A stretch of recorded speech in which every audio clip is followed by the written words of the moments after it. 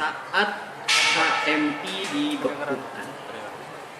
Jadi dulu tuh sebelum ada IMM semuanya gabung di himpunan masyarakat mahasiswa Islam. Dan dulu memang kader-kader muda Muhammadiyah pemegang jajaran teras. Cuman kita tahu sendiri 1959 atau 1950 sampai 1965 itu gejolak politik luar biasa. Yang namanya bau Islam semua diberangus.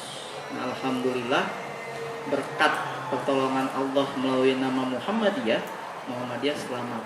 Sehingga para aktivis Muhammadiyah yang muda-mudanya itu membuatlah sebuah kumpulan yang bernama IMM. Dan resmi yang ditunjuk awal pendirian itu adalah Pak Jasman. Makanya cabang, itu pendirinya itu ya. Yang orang pertama kali ditunjuk. Kemudian setelah itu muktamar di Solo. Salah satu yang rintisannya atau generasi penerusnya adalah Pak Amin Rais itu. Ya silakan dibaca lagi sejarahnya. Itu juga saya hasil googling. Bukan sebagai hasil DAD ya, karena saya tidak mengalami DAD ya. Nah, begitu pula kita harus tahu sebenarnya Hijriah ini bagaimana sejarahnya. Nah gitu. Kapan sejarah Hijriah itu terjadi? Abad kapan? Masehi kapan Masehi? Kenapa dinamai Masehi ya? Saya emang gak peduli mas. Yang penting saya tiap awal bulan telepon mama, sudah awal bulan, gitu. Come on, umat Islam itu harus bangkit, ya. Bagaimana bisa memegang peradaban kalau kita tidak tahu sejarahnya? Kata Soekarno apa? Jas merah, alma mater IMM gitu. Bukan. Jangan sekali-kali melupakan sejarah. Karena ketika lupa sejarah, itu artinya kita melupakan siapa diri kita. Gitu. Nah, sekarang kita harus tahu. Jadi apa yang menempel atribut dengan kita ini sebelum kita menjawab hijrah. Yang menjawab hijrahnya gampang, 5 menit beres mas. Kita kapan hijrah sekarang, beres. Tapi kita harus tahu dulu yang memotivasi kita harus sekarang tuh apa. Nah begitu. Ya. Jadi kapan kira-kira hijriah itu? Mulai semenjak hijrahnya Rasul ke Madinah. Alhamdulillah. Ternyata kurang tepat. Iya. Betul, nama hijriahnya diambil dari diambil dari semangat hijrahnya Rasulullah Sallallahu Alaihi Wasallam. Karena ternyata ya, penanggalan yang kita kenal dengan nama Muharram, terus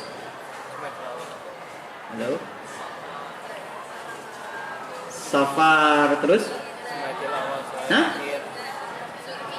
Zulhijjah. Setelah Safar kok Zulhijjah? Jumadil Awal. Jumadil Awal kok bisa? Apa dong? Nah coba Januari, terus Februari, Maret.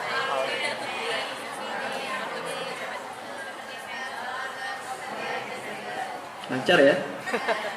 Muharram, Safar, Rabiul Akhir, Jumadil Awal, Jumadil Akhir, Rajab, Syaban, Ramadan, Syawal.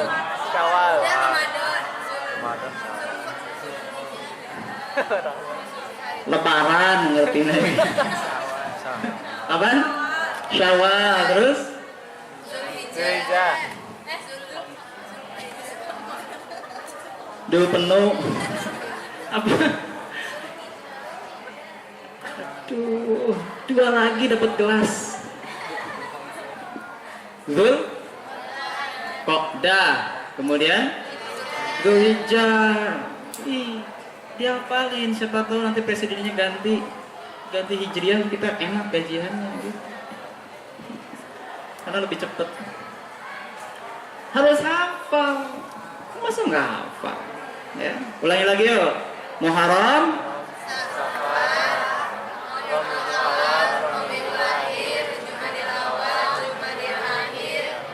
Rajab, Saban, Ramadan, Syawal, Dzulhijjah, ada yang Zulkaidah berarti ada yang bisa Jawa. Ayo tanya Jawanya. Yang pertama apa? Aduh. Apa sih itu? Itu nama kalender, Mbak. Ya itu bahasa Jawanya ya. Ada yang hafal Jawa? Atau Sunda? Ada orang Sunda? Suro, Safar, Apa? Suro, Safar, Mulut, Ba'da Mulut. Balik lagi kalau mulut. Dah kapan-kapan aja Jawa mah. Saya bukan orang Jawa, kan. Bukan rasis ya, bukan. Karena sudah mulai ya cukup di Yogyakarta mungkin gitu. Dan di beberapa tempat yang masih menganut itu. Nah, Hijriah itu harus kita pahami tanggalannya. Kenapa? Karena kita terikat di situ. Yang terikat dengan Masehi apa coba? Ya, paling gajian, minta SPP, registrasi ya, apa lagi? Hah? Ujian ya, apa lagi? Mudik enggak, mudik ikut Lebaran loh, jangan salah. Ikut Ramadan dan Syawal, jangan salah. Nah, tetapi yang terkait dengan bulan Ramadan dengan Hijriah itu sangat banyak. Pertama, yang mau melaksanakan puasa Yaumul Bid atau puasa tengah bulan, puasa sunnah ini, ibadah. Hitungannya ibadah. Yang dilihat tanggal berapa? 15, 16, 15, 17. Yaumul Bid, Mas. Mas, halo. 13, 14, 15 apa? Nah, iya puasa putih. Dilihat dari mana? Tanggalnya tanggal siapa? Hijriah, bukan Masehi. Jadi puasa 13, 14, 15 itu yang dilihat Muharram. Sekarang tanggal berapa Muharram?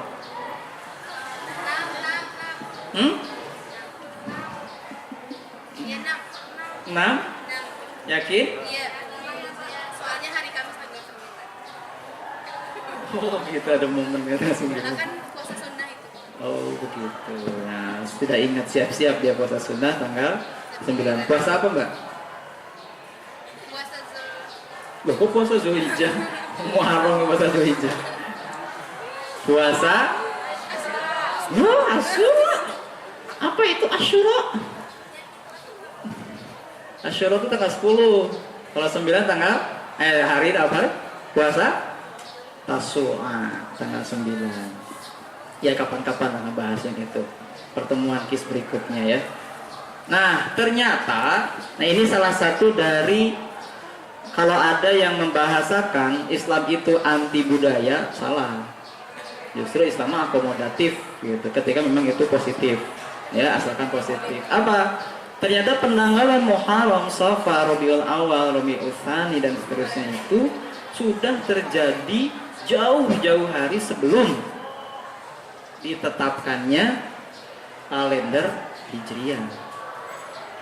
Boleh dibilang justru ketika Rasulullah belum lahir, ketika periode kepemimpinan kakeknya yaitu Abdul Muthalib itu sudah menggunakan Muharram, Safar dan Rabiul Awal dan seterusnya itu. Lalu kenapa kalau sekarang kita menggunakan kalender Hijriah? Nah, karena memang Islam turun di Arab, ya otomatis penanggalan yang dipakai itu adalah penanggalan yang telah dipakai di Arab. Apa pada saat itu belum ada Masehi? Sudah. Tetapi buat apa gitu? Karena apa? Ternyata penanggalan Hijriah ini penanggalan yang diterima oleh Allah Subhanahu wa taala. Gitu, yang disebutkan, dan harap tahu, mudah-mudahan insya Allah Ustadz saya yang bilang seperti ini, kalender Masehi itu asalnya bukan 12 bilangan. Ya. Tapi berapa? Kurang lebih kalau nggak 7, 9 bulan nama. Baru ketika abad ke-13 yang terkenal dengan rumus Gregorius, nah yang belajar ilmu falak silahkan dibaca, digenapkanlah putarannya menjadi 12, akhirnya ditambah. Nah, dari 9 atau 7 itu menjadi 12. Ya, dan perlu dicatat. Jadi sekarang penanggalan Masehi itu berdasarkan kesepakatan yang terjadi di pertemuan yang berbarengan dengan memutuskan Isa sebagai Tuhan atau Nabi. Nah, terus diingat. Jadi di sana ininya, ya.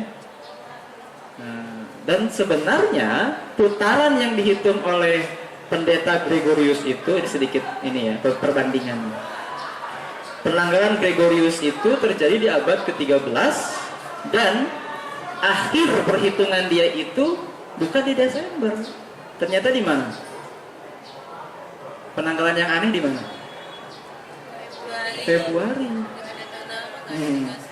Orang lain 31 Februari berapa? 28 dan 29 tergantung kabisat apa tidak kan begitu. Nah di situ tuh akhir putaran yang dihitung oleh Gregorius. Tetapi kenapa ternyata akhirnya tahun baru ditetapkan tanggal 1?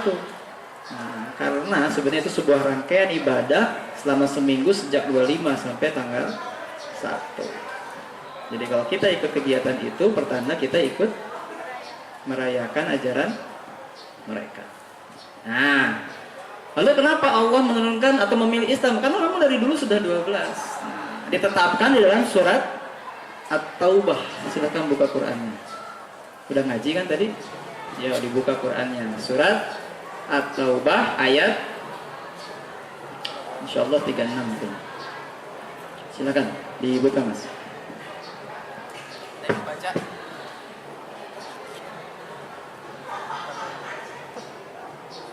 Aku ngerti orang Surat At-Taubah ayat 36.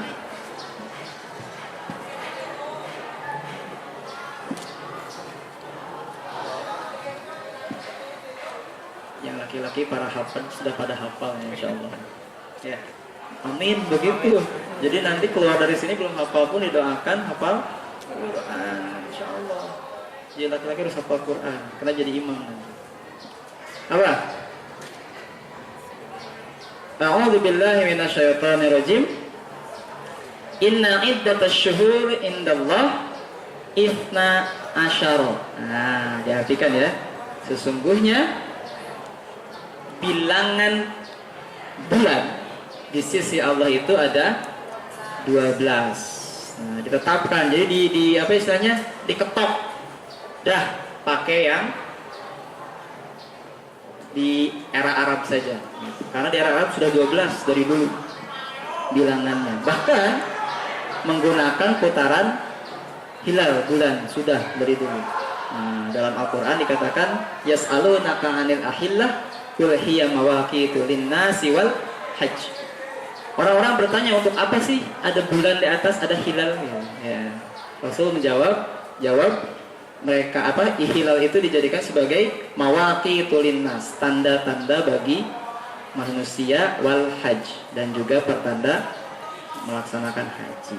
Nah, begitu. Jadi jangan salah, kita memahami kalender Hijriah itu berarti kita sedang memahami agama kita. Ya. Jadi mulai sekarang dihafalin kalender Hijriah itu. Nah, yang Masehi ya cukup KRS minta tambahan. Tapi sebenarnya kalau minta gajian ke orang tua juga enak Hijriah. Lebih cepat. Coba aja hitung. Karena lebih cepat 11 hari.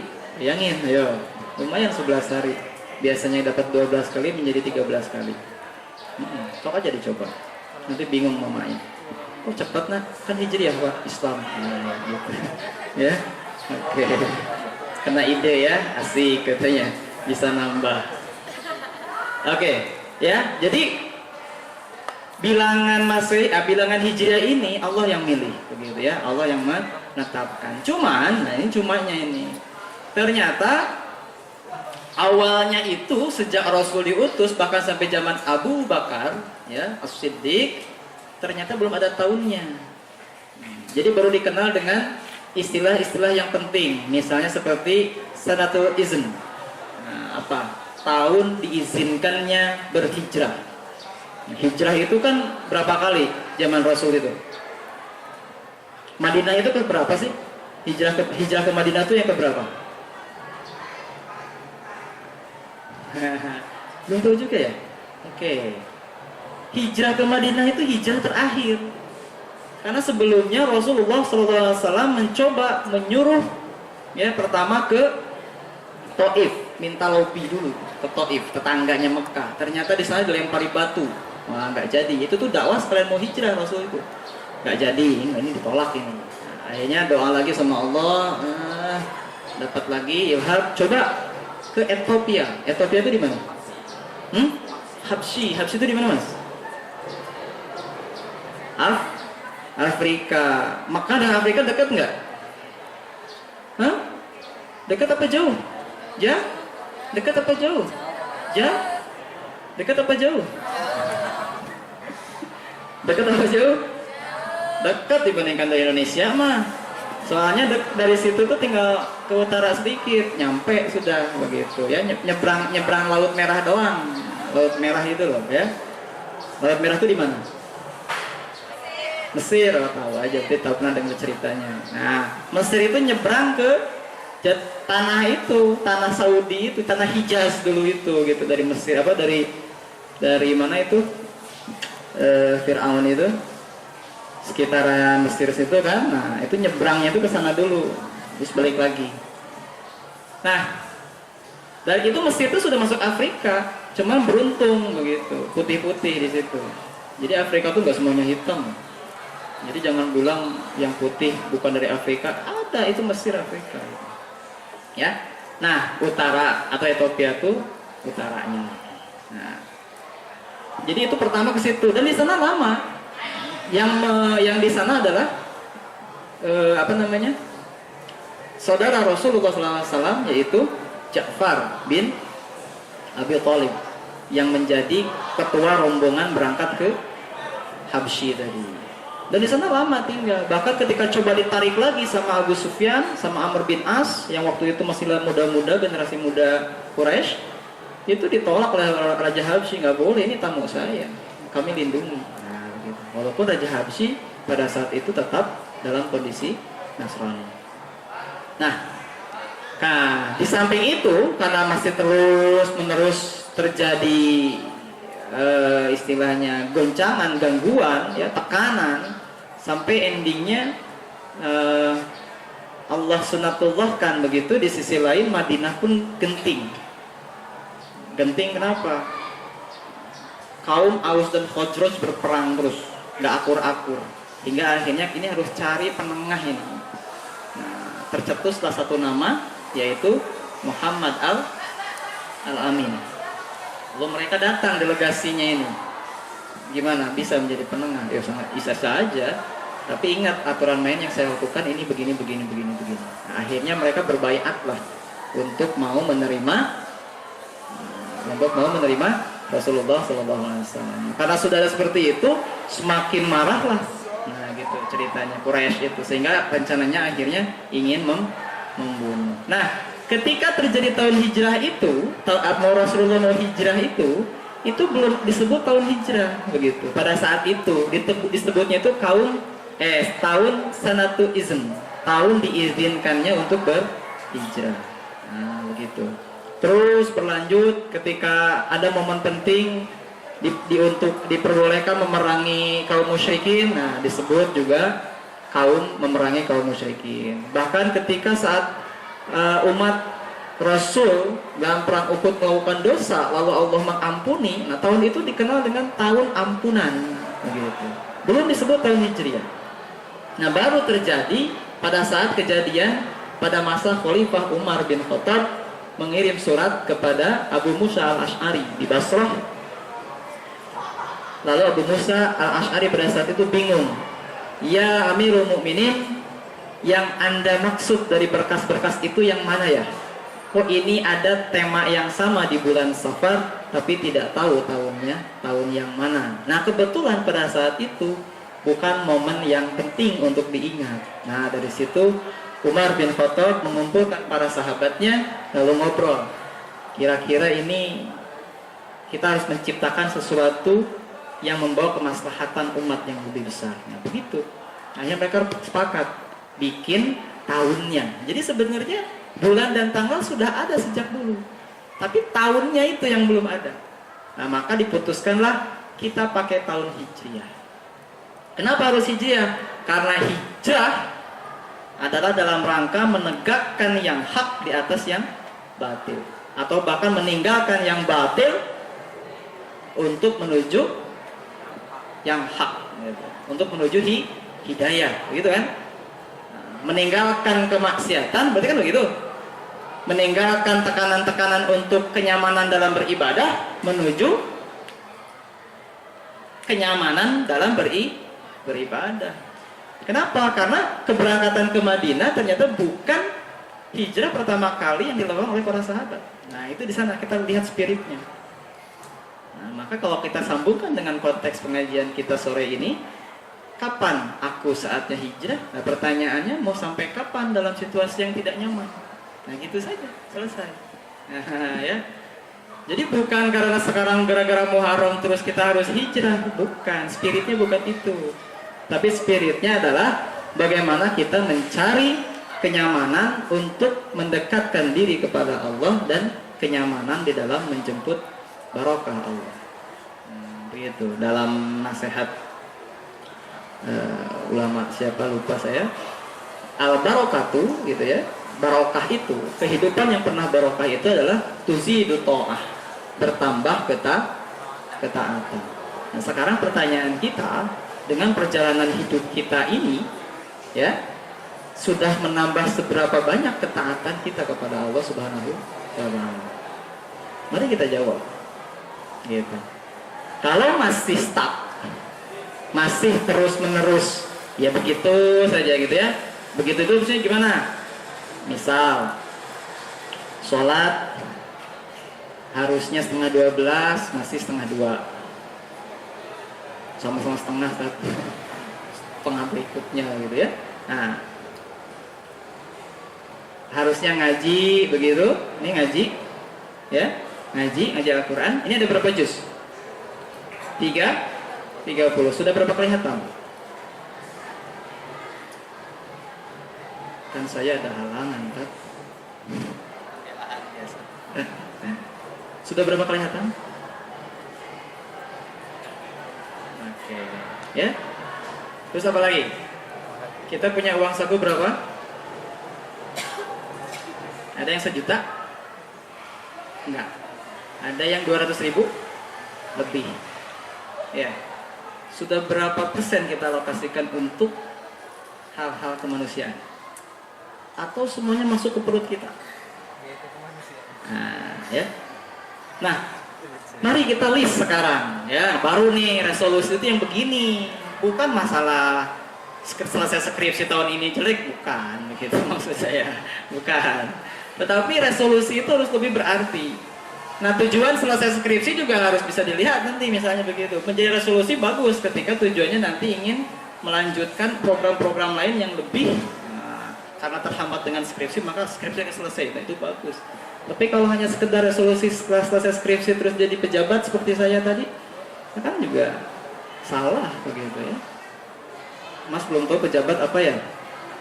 Apa coba? Tadi apa pejabat? Pengangguran orang Jawa Barat.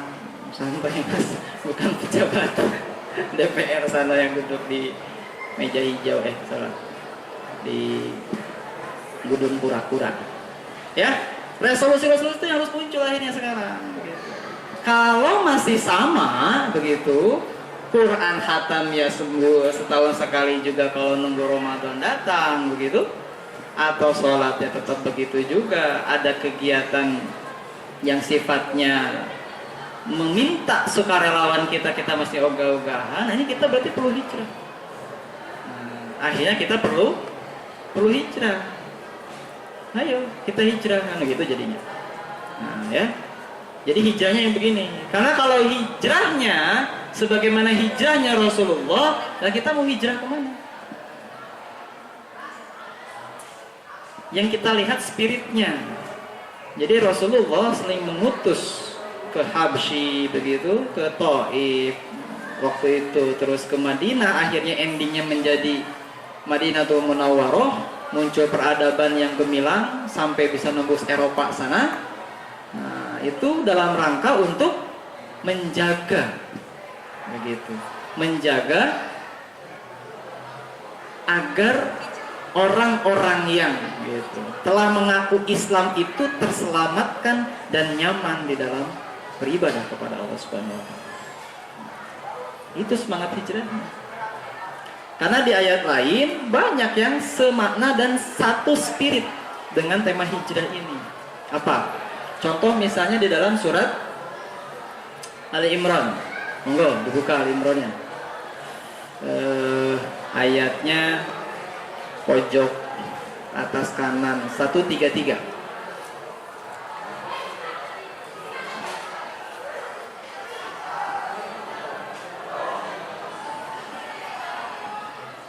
Apa berbunyi di situ?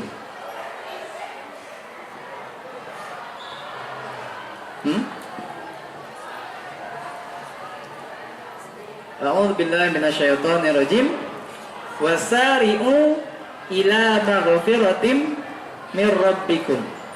Terus wa jannatin arduhas samawat. Terus uiddat lil muttaqin. Kita merasa orang yang bertakwa. Ya. Setiap Jumat nih yang laki-laki sering diceramahi ittaqillah itu.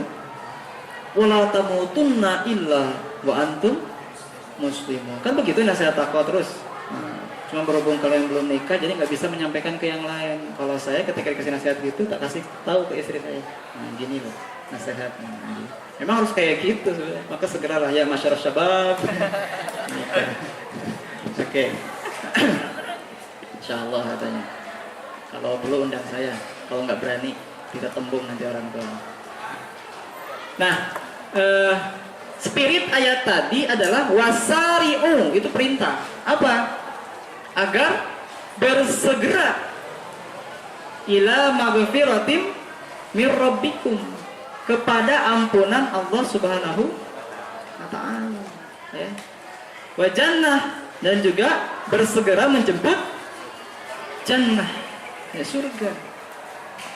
Jadi kata siapa? Kita ibadah nggak boleh mengharap surga. Boleh, itu di situ ayatnya. Karena surga itu otomatis akan diberikan oleh Allah bagi orang-orang yang bertakwa. Sudah. Assalamualaikum Ibu. Itu Ibu Nurmahni, dosen saya dulu. Pembimbing saya juga, dimarahin terus. Oke. Ya. Wasari'u ila magfiratim mir rabbikum. Jadi spiritnya bersegera menuju ampunan.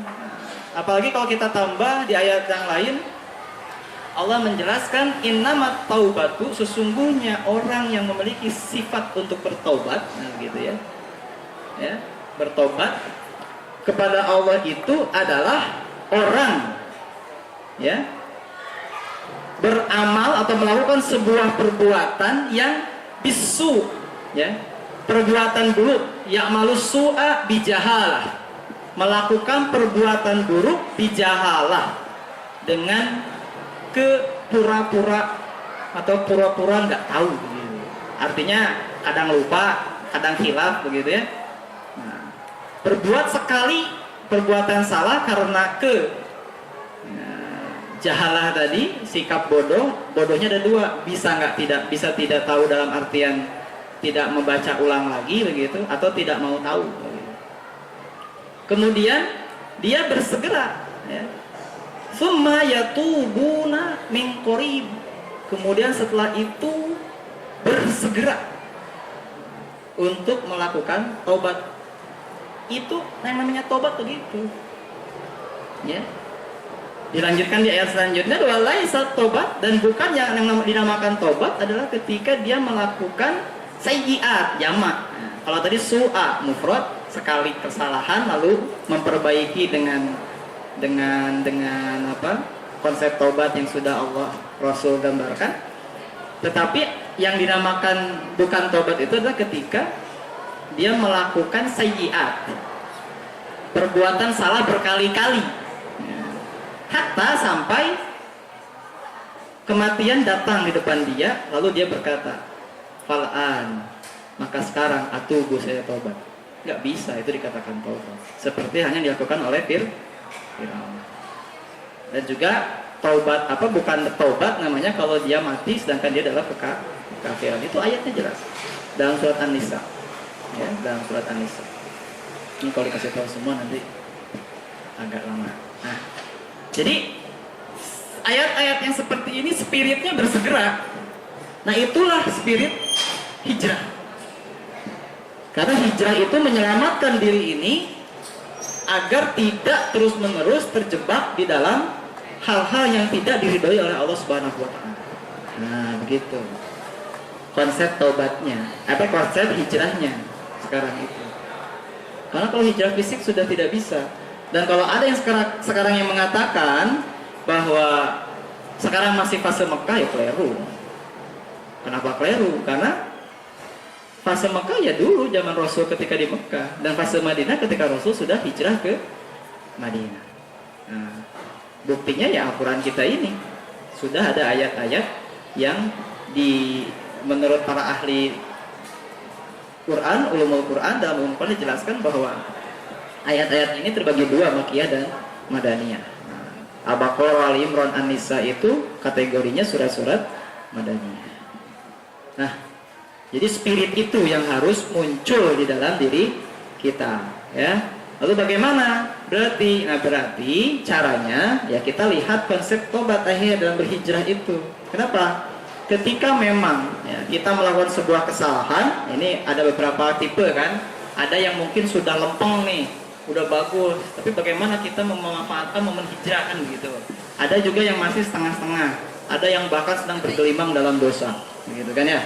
Nah, maka ketika orang yang masih remang-remang dan bergelimang pada dosa, konsep hijrah untuk pertama kali yang harus dilakukan adalah menghentikan itu semua, ya, yang disebut dengan taubatan nasuha, ya. Kata Imam An-Nawawi dalam kitabnya, ya, Targhib wa Tarhib dan Riyadhus Shalihin, dijelaskan bahwa yang namanya taubatan itu adalah satu tahapannya menghentikan perbuatan yang selama ini dilakukan dan itu mengandung dosa, maksiat, dan menyakiti hati Allah, menyakiti Allah Subhanahu wa taala, ya. Kemudian setelah itu beristighfar, lalu ditutup dengan amalan soleh. Maka di beberapa ayat Al-Quran biasanya begitu. Jadi yang namanya orang tobat itu atau orang yang bertakwa itu bukan orang yang bebas sama sekali dari perbuatan dosa, tapi mengakui bahwa dia pernah melakukan sebuah kesalahan, lalu berhenti, tidak melakukan lagi, istighfar, kemudian ditutup dengan amalan baik dalam seluruh langkah kehidupannya. Gitu. Nah, insya Allah itu yang akan mengundang kasih sayang Allah, bahkan ridha Allah Subhanahu wa ta'ala. Karena di hadis lain Allah tegaskan, Allah itu sang pencemburu. Nah, bayangkan, gambaran cemburu itu apa sih? Pernah cemburu nggak, Mbak? Kenapa? Enggak, serius. Kalau saya mah sering cemburu. Iya. Kalau ngelihat keponakan saya nggak rajin sholat, saya cemburu. Nah, iya. Kenapa kok nggak rajin sholat? Ya, cemburu pasti identik dengan itu. Oh jangan, umat Islam jangan di situ. Kok Allah cemburu? Nah, kata Allah cemburu. Bagaimana cemburunya Allah itu? Ketika hambanya bermaksiat. Ya, ketika hambanya bermaksiat. Bermaksiatnya banyak, tidak hanya sekedar berbau-bau yang misalnya pelanggaran berat-berat, pelanggaran kecil-kecil juga Allah nggak suka. Apa? Salah satunya makan dengan tangan kiri misalnya. Allah tidak suka. Itu. Ya kan? Kenapa? Karena kata Allah, kata Rasul itu dalam hadis riwayat Ibnu Umar insyaallah dijelaskan ketika kalian idza ahadukum yakul, ketika salah seorang mitra saya makan fal yakul biyamini. Nah, perintahnya begitu Rasul. Jadi kalau di antara kalian makan itu pakai tangan kanan. Dan minum pun begitu. Di hadis lain dipertegas, jangan makan dengan bishimal, dengan tangan kiri. Fa inna syaitana ya'kulu wa yashrabu bishimal.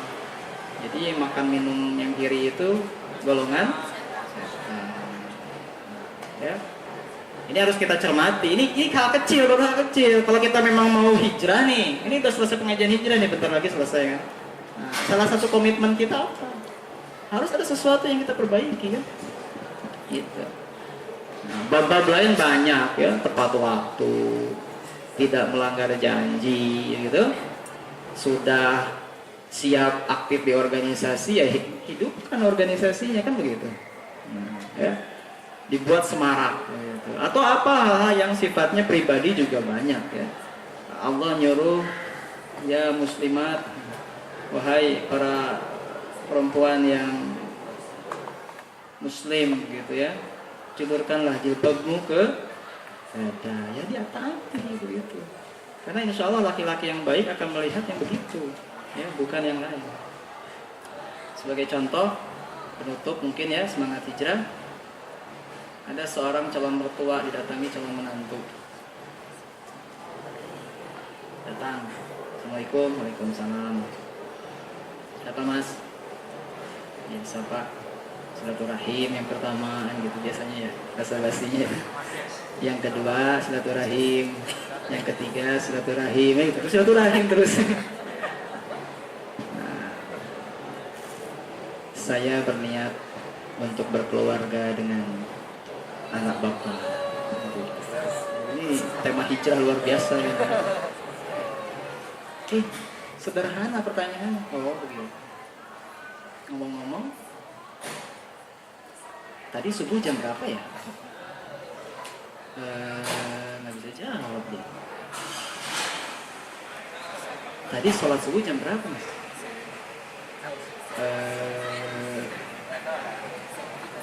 Nah, bayangkan. Kalau kalian ketemu, artinya kesini. Kalau kalian ketemu yang begitu, calon mertua gimana? Harus dipersiapkan, hijab. Dan bahkan ini rahasia saya biasanya ngasih tahu santri putra, ya cari istri, ya cari istri ini, rahasia ini ya. Kalau lagi ngobrol, kebetulan nih kan bisa tau ngeliat toh kayak kumpul kayak gini. Cari yang makannya pakai tangan kanan. Itu nasihat saya buat kalian. Rahasia ini, rahasia. Iya. Benar. Kenapa? Ya tadi hadisnya, kalau dia terbiasa dengan menggunakan tangan kiri, padahal itu adalah cara makannya setan, berarti masukkan makanan yang masuk itu haram apa halal? Haram. Ya udah haram maksudnya, tapi di sana ada muatan setan. Nah, padahal setan itu di sini ngalirnya. Di mana ngalirnya? Di aliran darah kita. Begitu. Ya kalau saya masih standarnya begini saja. Kalau sudah terbiasa dengan tangan kiri berarti gitu kan, hal kecil saja terlanggar apalagi hal besar. Begitu saja saya. Kalau saya begitu ya, rahasia ini ya. Biar anak IMM itu berbeda gitu loh saya meniatnya. Jadi ayo sekarang pokoknya di list materi Ustadz yang sudah disampaikan, insya Allah kan bagus-bagus tuh nasihatnya. Di list dan buktikan di dalam diri. Resolusi Muharram, sok boleh resolusi Muharram dalam rangka hijrah. Termasuk apa? Kos-kosan. Kalau kos-kosan tidak mendukung kalian yang laki-laki khususnya untuk sholat berjamaah subuh, tinggalin. Sudah nonton film Cinta Subuh? Sudah. Oh, ramai. Jangan mimpi. Saya sudah, niatnya hati-hati mas ya, hati-hati. Kalau sudah lihat film itu hati-hati niatnya. Ya, kalau tidak mendukung untuk itu, tinggalkan kos-kosan itu, walaupun murah. Ya, ada yang lebih murah tuh, asrama saya. Promosi sekalian. Atau persada sekalian. Nggak apa-apa, penuhi persada. Gitu, masjidnya 2 lantai kosong kayak gitu. Ya, isi, penuhi. Ya, saya tiap seminggu 2 kali ke sana soalnya ngeliat kontrol. Biasa pejabat mas tadi. Pejabat. Ya, dilihat resolusinya itu kita yuk perbaiki. Termasuk pokoknya apalah hal-hal yang coba kita kecil-kecil dulu. Insya Allah kalau kita terlatih dari yang kecil-kecil ini, maka kita akan bisa membangun sesuatu yang besar. Ya, akan bisa membangun sesuatu yang besar, termasuk prinsip hidup. Ya, ayat-ayat Quran itu sudah mengajarkan begitu semua. Gitu. Jadi tinggal kita nanti gali satu persatu. Spirit hijrahnya itu biasanya ada semua. Nah, maka yang kita tangkap ya dengan penutup tema hijrah ini adalah bukan hijrah masalah fisik atau muharramnya baru kita membahas hijrah. Tapi adalah saat kondisi kita sudah tidak di dalam kebaikan, susah melakukan amal baik, maka segeralah berhijrah. Gitu ya. Wallahu a'lam bis. So, saya kembalikan kepada Imsa.